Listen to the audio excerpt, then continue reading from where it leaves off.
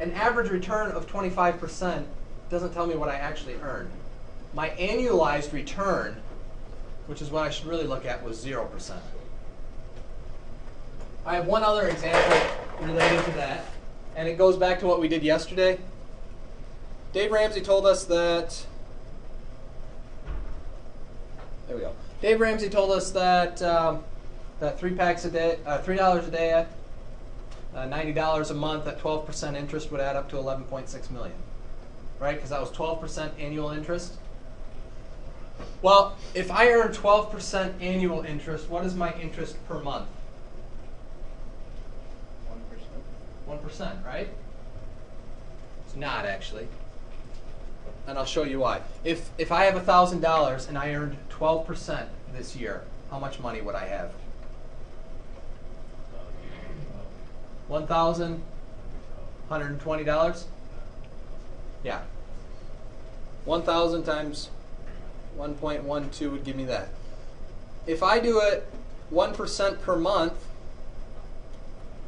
so after the first month I'd be up to 1,010, but now we're compounding monthly. 7, 8, 9, 10, 11, 12. I actually have $1,126. So I actually, 1% a month is actually a 12.68% return per year. That may not seem like a big difference. That was only $6.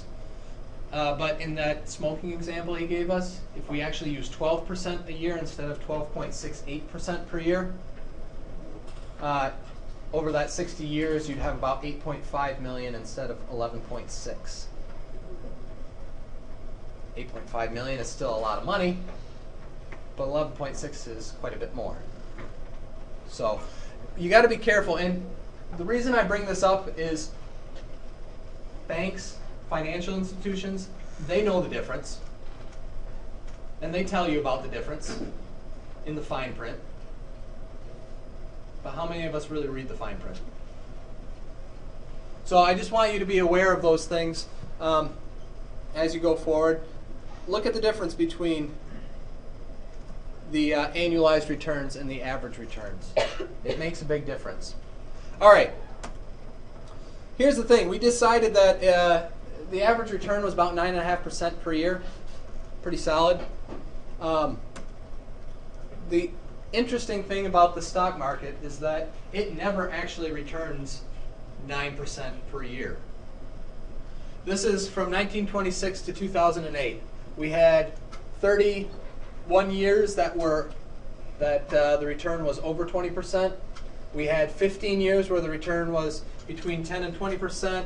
Looks like we had about 13 years where the return was between 0 and 8%, and so on. But we only had 1 year where we actually got 9% rate of return. The point of this is that the market, as you can see illustrated in the graph, has a lot of up and down. It is very volatile. So it is a horrible, horrible place to invest your money if you think you're going to need it in the near future. If I were to have started saving for a car, maybe I was like, man, I'm going to need a car in 5 years because I think mine will break down. And so I was starting to put $1,000 away every year. And I started that in like 1970. By 1975, I might have only had about $4,000. Well, that's all. This is Tim? Okay. Yep. I forgot where I was. Where was I? Oh yeah, if you had a short time, you're saving for a car, you only have $4,000 saved up. You are going to buy a crappy car. And you lost money in the stock market because you were investing for that short period of time. But if you're saving for retirement, if you're saving up to buy a house, if you're saving for a kid's college education, when you have that longer time horizon, I wouldn't really care that it drops. as long as I know I don't need it for a long time yet. Because historically, the market has always outperformed everything else. This kind of illustrates the same thing. This is one more chart that I kind of wanted to show, just the volatility of the market. What you're seeing is different quarters, so different 3-month periods, what the return was. Some of them are very high positive. Some of them are very low. So if you're looking for a place to try and make a quick buck, you might be able to do it in the stock market, but you've got a good chance of losing it as well. But if you leave it alone for a longer period of time, you're going to have more ups than you are downs, and you're going to be in good shape. The other thing with that, as Warren Buffett says, you should be fearful when others are greedy and be greedy when others are fearful. Do you guys know who Warren Buffett is? He is one of the richest guys in the world. He's one of the top 3. He kind of bounces around between first, second, or third with him, Bill Gates, and Carlos Slim. So he's worth about $50 billion. Yeah, the guy who owns all the gas stations in Mexico. Carlos Slim, yeah. He owns gas stations and a lot of telecommunications. Where he made his money. But yeah, he's worth, give or take, about $50 billion. And Warren Buffett made all his money investing. So he's a pretty good source.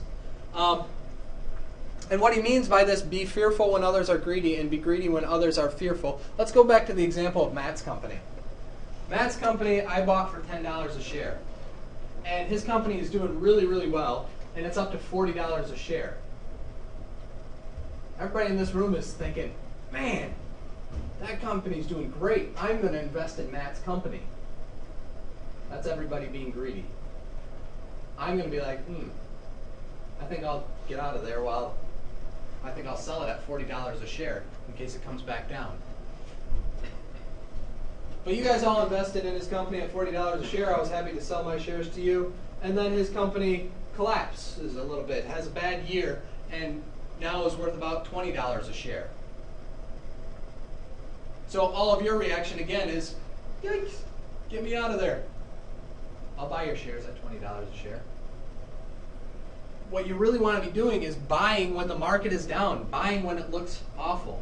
And I'll tell you, in 2008, when the market was tanking and the economy was going really bad, and I was working for Lincoln, I met with people all the time who were like, I've just lost $100,000 in the stock market. Get me out of the stock market. What they were doing is they were the ones who had bought at $40 a share and wanted to sell at $20. It's a dumb idea. If you're going to invest in the stock market, you got to be willing to go through those ups and those downs. And if you're a strategic investor, you can actually take advantage of that a little bit. And I'm going to jump ahead here. I love this graph because it shows it. What it's going to show is the strategic investor kept his assets invested the whole time this is from 1974 on, and invested $1,000 more when the market was at a low. So this would be like at the end of 2008 when the market was awful and everybody was saying the world's coming to an end. The strategic investor put in another $1,000 in. The steady investor just kept it in there. The cautious investor shifted, and this is what everybody wants to do.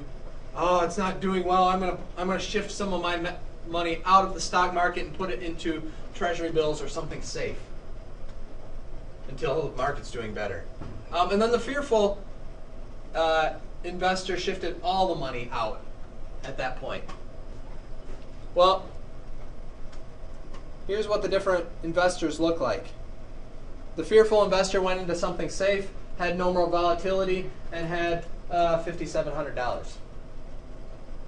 The cautious investor who moved some of it out was up at $20,000. The steady investor who just stayed the course was up at almost $35,000. And that strategic investor who was willing to put money in when everybody else was pulling it out is up at $76,000. Nearly 15 times higher than the person who pulled out. The moral of the story is very simple. The market historically is the highest place for your the highest return on your investment. But it is not a very good short-term investment strategy. That's what day traders did. That's what in the late 90s, and they lost a lot of money.